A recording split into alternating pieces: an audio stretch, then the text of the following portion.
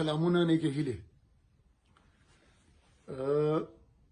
نن زه خپل بچی ته چې کومې دړکې ورکول کېږي د هغې په حواله سره تاسو ته مخامخ یم. عزیزانو، زه چې کله د مردان جیل نه راخلاص شوم د هغې نه هم ډېر وخت بعد ما ته خپل بچي وویل چې ما ته خو د ډېر وخت نه دا دړکې راکړې کېږي او ته چې پېښور جیل کې وې دا شروع شوې وې او چې کله ټانک جیل کې وې نو ما اف آی آر لیکلی و، بیا اس ایچ او اف آی آر نه اخیستو. نو ما محسن داوړ ته وویل، بیا محسن داوړ راسره منډه ترړه وکړه، بیا اف آی آر یې درج کړو. نو دا خبره د یو وخت نه شروع ده. بیا د زما کور ته کله کله بغیر نمبر پلیټ ګاډی، کله کله د نمبر والا ګاډی راشي، کله اس ایم اس ورته وکړي، کله فون ورته وکړي چې پلار دې ټول ریډ لاینونه کراس کړي دي، تاسو موږ نه پرېږدو، تا موږ نه پرېږدو، تیمور نه پرېږدو، سید عالم هم نه پرېږدو، تاسو یو هم نه پرېږدو. بیا دا کېده د تېرې یو نیمې میاشتې نه دا ډېره زیاته شوله دا سلسله. نو په هغه کې سپیشل برانچ پولیس نه فون ورته وشو بچي ته مې چې ته مونږ ته اطلاع ده ستا کور ته ډېره خطره ده، تا ته ډېره خطره ده، ته د کور نه مه وځه. او هغه ورته ته څوک یې؟ زه سپیشل برانچ نه خبره کوم. ته اس ایچ او خبر که؟ هغه اس ایچ او خبر کو. هغه ورته راغی وایي او اطلاع ده، بس ته احتیاط کوه، ته احتیاط کوه، مونږ خو به یې نه کوو.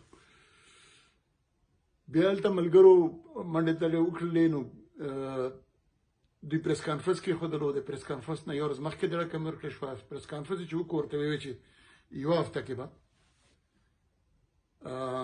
تاسو نتیجه ووینئ. عزیزانو، خبره دا ده چې په دې دوران کې د پولیس خو د نمبر پلیټ ګاډی هم یو کال کېږي، د باقاعده اسلام آباد نمبر پلیټ چې سی سی ټي وي فوټیج هم شته دی، ویډیو هم شته دی، تصویر هم شته دی، هغه دوی تلاش نه کړو. نو بغیر نمبر پلیټ والا به څنګه تلاش کړي؟ زما د گرفتارۍ دپاره زما کور ته 12 ګاډي پولیس راوړی وو.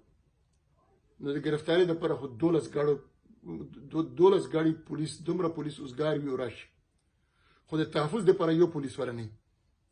نو د پولیس خو داسې ښه شی نشته چې زه یې بیان کړم. دا ورته وایي چې پلار دې ټول حدونه کراس کړي دي. نو کراس کړي به مې وي، ما ته نه دي معلوم چې کوم حدونه مې کراس کړي دي، کوم لاینونه مې کراس کړي دي، ځکه چې دا لاینونه خو مونږ هره ورځ وینو. عمران خان هم کراس کوي، نواز شریف هم کراس کوي، مریم نواز یې کراس کوي، بس ما پته نشته کوم ځای کې کراس کړي دي. دا ویډیو د دې دپاره کول غواړم چې یو د هغه ملګرو شکریا ادا کړم، دویمه دا چې دا درته ووایم چې دا کوي څوک. مونږ عزیزانو دا غلطي کړې ده چې د 2004 نه د 2013 پورې د 14 کاله چې کوم پښتانه شهیدان شول، اوچت یې کړل، غایب یې کړل، مړه یې کړل، په پټو کې وغورځول، د دې خلکو شور نه کولو، اواز یې نه کولو. دویم یې دا نه وی چې څوک مې وژني. داسې به وشو چې رور به یې اوچت کړی و فوج او هغه کس به چې ډېر جرأت وکړو عدالت ته به راغی نو هلته به دا پولیس اوچت کړو، د فوج نوم به یې نه شو اخیستلی. دا به نه کوو. زما د هیچا سره دښمني نشته دی، شکر الحمدلله. زما د هیچا سره اسلانجه نشته دی. دغه چې کم ټلیفونونه کېږي دغه ترهګر نه کوي، دا ترهګر نه دي. زه بالکل ښکاره ویل غواړم چې دا د پاکستان د فوج خفیه ادارې دي. په دې کې سیاسي پارټۍ هم شامل نه دي، سیول حکومت هم شامل نه دی، دا د پولیس یا د اف سی کار هم نه دی، دا د فوج خفیه ادارې کوي. ولې کوي؟ ولې کوي؟ ځکه کوي چې د پښتون اواز د نه اوچتو. دا یو زه نه یم، څومره یې وکړولو په دې 4 کالو کې، څومره کسان یې شهیدان کړل. ارمان لوني شهید شو، عارف وزیر شهید شو، عثمان کاکړ شهید شو، د خړ کمر شهیدان خو نشو هېرولی په 4 کالو کې. څومره جیلونو ته لاړلو، څومره پیسې یې واچولی شو، او حنیف پښتین او علي وزیر تر ننه پورې هم په قید کې دي، د هغوی هم دغه جرمونه دي. نو دا زما سره چې کم کېږي داسې نوې خبره نه ده، دا ندیده ناشونې خبره نه ده.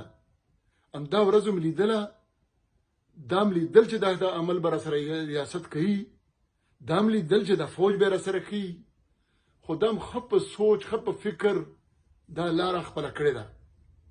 نو دا نشي کېدلی چې د دوی خپو کې پرېوځم، دا نشي کېدلی چې دوی نه معافي وغواړم.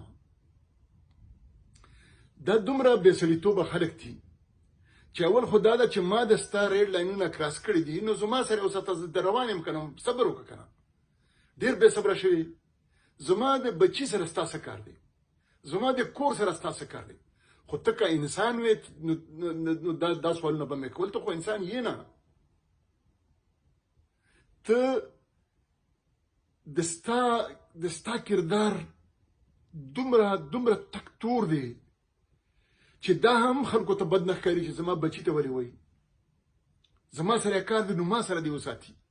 نه، خو د هغې نه بل غلط کار دا کوي چې دوی ولې دا سوچ کوي چې ګنې په دې طریقو باندې به زه دباو کې راشم، معافي به وغواړم، د دوی په خپو کې به پرېوځم. دا څه خلک دي یار، دا په کومه ژبه پوهېږي؟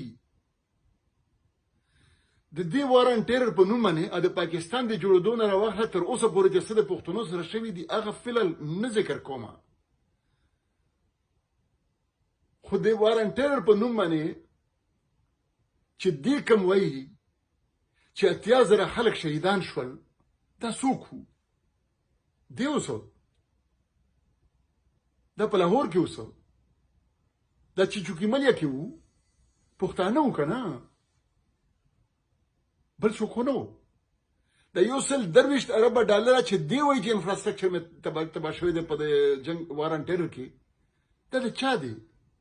د پنجاب خو د یو سکول راته وښیي چې خراب شوي دي، او زمونږ یو سکول روغ نه دی پاتې شوی، دا انفراسټرکچر زمونږ تباه شوی دی. دا اواز به نه کوو، دا چې کوو نو دا ریډ لاین دی، کراس مې کو زه کراس کومې. دا دی چې زمونږ وسایل لوټي، حق ملکیت او حق امید به نه غواړم. ولې به نه غواړو؟ د دې چې بل جنګ راوستلی دی، د طالبان راولي څوک یې؟ دا اسرائیل خو نه دی راوستلي، انډیا خو نه دی راوستلي، د امریکا خو نه دی راوستلي، د چین خو نه دی راوستلي، ده راوستلي دي که نه؟ دی وینو دی که د چا دپاره په ډالرو دپاره کار کوي یا خو لیدل نه ښکاري نه، دی مې مجرم دی. ولې به نه وایو؟ خو دا سوچ یې وڅنګه کوو چې دا نمونه به زه دباو شم او دا نمونه به دوی په خپو کې پرېوځم، چې دا هیرم کما، چې دا 80,000 شهیدان هم هیر کما، دا انفراسټرکچر تباهي هم هیره کما. زه به د 4 کالو د پی ټي ایم د دغه ملګرو قرباني څنګه هیروم؟ څومره خلک وو چې د نوکرۍ نه وویستو، څومره خلک وو چې پیسې یې واچول، څومره خلک وو چې ویې وجل، چې کوم مې وشمارل تاسو ته معلوم دي، د ارمان شهید نه والا تر عثمان کاکړ پورې څومره خلک دي چې جیلو ته یې واچول. حنیف پښتین او علي وزیر نن هم په جیل کې دي، نو زه ورته دومره بې غیرته ښکاره شوم چې زه به معافي وغواړم، زه به د دوی په خپو کې پرېوځم، زه به دا ووایم چې بس زما بچي ته د رکې مه ورکوه، بس چې کوم دی نو بس چې ته څه وایې زه به ومنم. و د بوتل بچیه، دا ته د کومو خاورو نه جوړ شوی یار؟ دا ته د کوم ځای نه راغلی یې؟ دا ته کومه ژبه پېژنې؟ په والله چې د خپل مظلوم کام یوه خبره به هم پرې نه ږدم چې څو پورې مې ساه وي، چې څو پورې مې ژوند وي، د دې مظلوم کام سره به یم، دغه به وایم، ښه په سوچ یې وایم، هېڅ جذباتي نه یم. نو دا د لیکلي واخلي او دا تاسو یاد ولرئ. دا ویډیو ځکه کومه چې زما دښمن ماته معلوم دی، د ده وفاداري تر ټول نه غټه غداري ده. خدای دې ما د دې نه وساتي، خدای پاک مې دې وساتي. عزیزانو، د پېښور، خیبر، چارسدې، مردان، صوابۍ ملګرو د هلو ځلو ته سلام، ډېره مننه. د محترم منظور پښتین، میر کلام وزیر، محسن داور ډېره مننه. د سیاسي پارټو ډېره مننه. د هغه صحافیانو ډېره مننه چې هغه بیان لیکلی دی، ټي وي چینل یې اخبار ته ورلېږلی دی، چاپ کړی دی، نه دی چاپ کړی، ما ته یې رالېږلی دی. دا د دوی مینه ده، د دوی یو جهان مننه. او د خپلو وکیلانو ملګرو چې ټول عمر مې په زحمت کړي دي، فضلایي اډوکیټ چې د 100 نه زیات زما مقدمې دي سړي پر رضاکارانه تور باندې همیشه کړی دي. رحیم شاه اډوکیټ صاحب، طارق افغان، تاسو یو جهان مننه. عزیزانو دا سفر به جاری وي ان شاء الله. انسان کمزوري وي، بیماری دی شي، وفات کیدی شي، مړ دی شي، خو خدای دې مونږ بې ایمانه نه کړي، خدای دې مونږ بې غیرته نه کړي، خدای دې د مظلوم پښتون قام په ترجماني د هغوی په درد بیانولو باندې مونږ پښیمانه نه کړي. په دې ویاړ کوم، په دې فخر کوم، په دې فخر کوم چې څه به مې کړي، څه جرأت به مې ویلي، د پښتنو درد به مې چېرته بیان کړي چې دا د خړو جامو والا مې تر ننه پورې هم نه پرېږدي. تر اخره پورې به یې سر چورلومه، پرې به یې نږدمه. او د مظلوم پښتون قام خبره به د ژوند تر اخرنۍ سلګۍ پورې انشاءالله کومه. ډېره مننه، خوشحاله اوسئ.